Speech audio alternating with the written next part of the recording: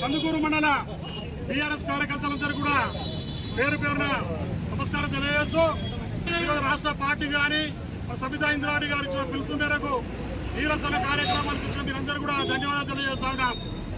ఈరోజు మన మాజీ ముఖ్యమంత్రి కేసీఆర్ గారి పైన అక్రమమైన కేసులు, ఎందుకంటే కాళేశ్వరమైన పెద్ద ప్రాజెక్టు, దేశంలో ఏ ఒక్క ప్రాజెక్టు అంత తొందరగా కానీ అంత నిర్ణయం తీసుకొని ఏకైక ప్రాజెక్టు కాళేశ్వరం ప్రాజెక్టు. లక్షలాది ఎకరాలకు నీరు అందించే ఏకైక ప్రాజెక్టు. మరియు తాగునీరు కానీ మన కృష్ణానీరు తానీగా కూడా హైదరాబాద్ కానీ తానీకి ఇచ్చిన ప్రాజెక్టు కేవలం కాళేశ్వరం ప్రాజెక్టు.